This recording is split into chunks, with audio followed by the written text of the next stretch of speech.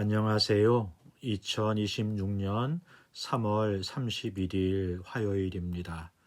오늘 함께 묵상하실 말씀은 요한복음 18장 28절부터 38절까지의 말씀이고요.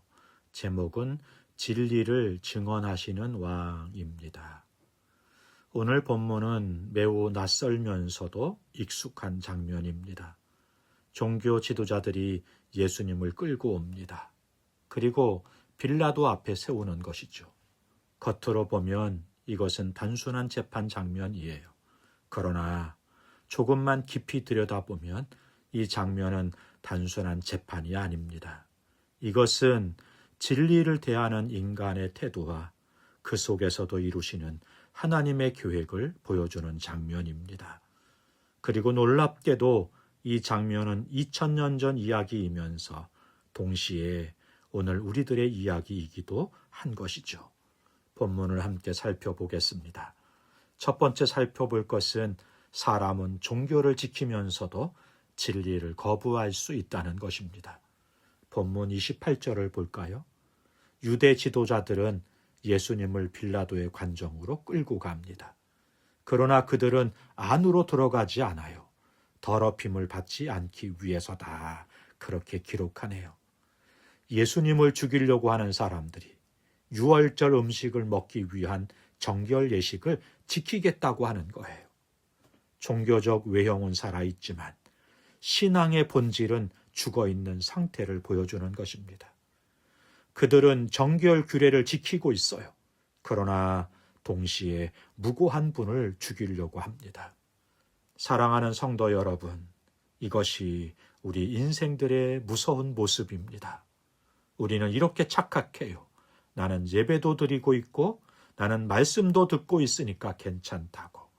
그러나 성경은 말씀합니다. 외형이 신앙을 증명하지 않는다는 것입니다. 우리는 예배를 드리면서도 하나님을 거부할 수 있습니다. 우리는 말씀을 들으면서도 순종하지 않을 수 있어요. 여러분, 진짜 질문은 이것입니다. 나는 무엇을 지키고 있는가? 하나님입니까? 아니면 형식입니까? 두 번째 살펴볼 것은 인간의 악과 혼란 속에서도 하나님의 계획은 반드시 이루어지는 것을 보여줍니다. 이제 32절을 볼까요? 이는 예수께서 어떤 죽음으로 죽을 것을 가리켜 하신 말씀을 이루려 함이로라. 유대인들은 예수님을 제거하려고 해요. 빌라도는 정치적으로 판단하려고 합니다. 모든 것이 인간의 계획대로 흘러가는 것처럼 보입니다. 그러나 요한은 말씀하죠. 이것은 말씀이 이루어지는 과정이다. 여러분, 이것이 얼마나 놀라운 선언인지 아십니까? 사람들은 악한 의도를 가지고 움직입니다. 그러나 하나님은 그 모든 것을 사용하셔서 하나님의 뜻을 이루어 가신다고 말씀하시는 거예요. 유대인들의 의도는 예수님을 제거하는 것이었습니다. 그러나 우리 하나님의 계획은 구원이었죠. 동일한 사건이 전혀 다른 목적 속에서 진행되고 있는 것입니다. 사랑하는 성도 여러분, 이것이 우리의 삶에도 동일하게 적용이 됩니다. 우리는 종종 이렇게 물어요. 왜 이런 일이 일어납니까? 왜 이런 사람을 만나게 하셨습니까? 왜 이런 고통이 있는 것입니까? 그런데요, 오늘 본문은 말씀하세요. 하나님은 악을 막지 못하는 분이 아니라 악까지 사용하신 분이라는 것입니다. 우리가 이해하지 못하는 일도 하나님의 손밖에 있는 것이 아닌 것입니다. 인간의 악은 하나님의 계획을 무너뜨리지 못합니다. 오히려 그 계획 안에서 사용되는 것입니다. 이 믿음과 신뢰로 오늘 하루를 살아갈 수 있기를 바랍니다. 세 번째 살펴볼 것은 진리는 무시될 수 있지만 사라지지 않는다 말씀해 주십니다. 이제 본문의 절정으로 갑니다. 빌라도가 묻는 거예요. 진리가 무엇이냐고. 그런데 사실 이것은 질문이 아니라 조롱이고 냉소적인 반응인 것이죠. 빌라도는 이미 이렇게 생각하고 있었습니다. 진리? 그게 뭐 대단한 건가? 결국 중요한 건 권력 아닌가? 살아남는 게 진리지? 라는 것이죠. 힘과 권모 술수가 판치는 세상에서 진리가, 사랑이 무슨 힘이 되겠어 생각하는 현실주의자들의 판단을 보여주는 것입니다. 그런데요, 놀랍게도 이 생각을 가지고 살아가는 성도들이 너무 많다는 것입니다. 오늘도 사람들은 말합니다. 현실이 중요하지, 결과가 중요하지, 힘 있는 사람이 이기는 거라고. 여러분, 이것이 바로 빌라도의 세계관입니다. 그런데 여기서 우리가 놓치면 안 되는 것이 있습니다. 진리가 그의 앞에 서 있습니다. 그런데 그는 알아보지 못한다는 거예요. 이것이 인간의 비극인 것이죠. 진리를 찾는다고 말하지만 진리를 원하지 않는 것입니다.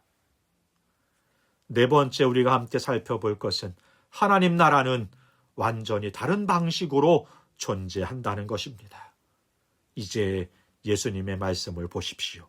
36절입니다. 내 나라는 이 세상에 속한 것이 아니다. 여기서 속한이라는 말은 단순히 여기 있지 않다는 의미가 아니에요. 출처가 다르다는 의미인 것입니다. 즉, 예수님의 나라는 이 세상에서 나온 것이 아니고 이 세상의 방식으로도 운영되지 않는다고 말씀하시는 것입니다.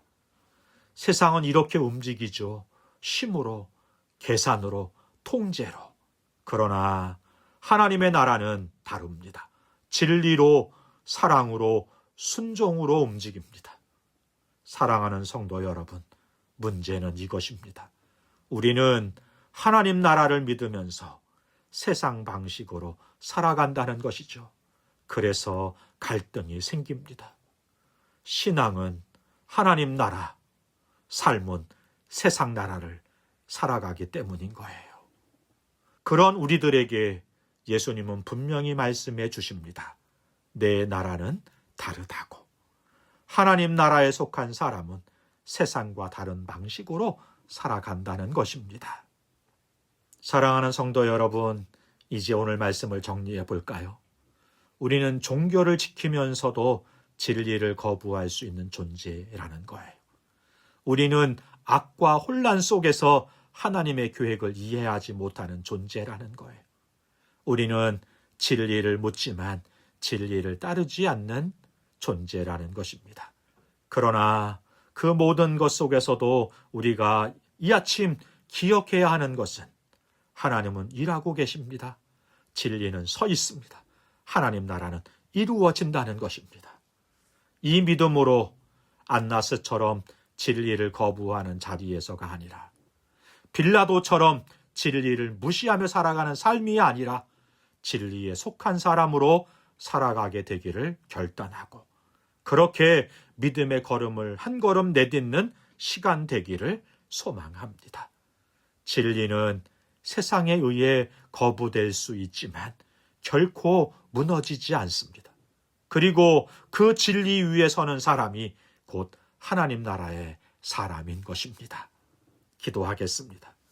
좋으신 하나님 아버지, 우리는 때로 외형만 지키면서 진리를 놓치는 삶을 살아갈 때가 있습니다. 또한 세상의 기준으로 판단하면서 진리를 가볍게 여길 때가 있습니다. 그러나 주님, 이제는 진리를 따르는 삶을 살아가게 하여 주옵소서. 이해되지 않는 상황 속에서도 주님의 계획을 신뢰하게 하시고 세상의 방식이 아니라 하나님 나라의 방식으로 살아가는 성도, 그렇게 세워진 우리 공동체가 되게 하여 주옵소서. 예수님의 이름으로 기도하옵나이다. 아멘. 감사합니다.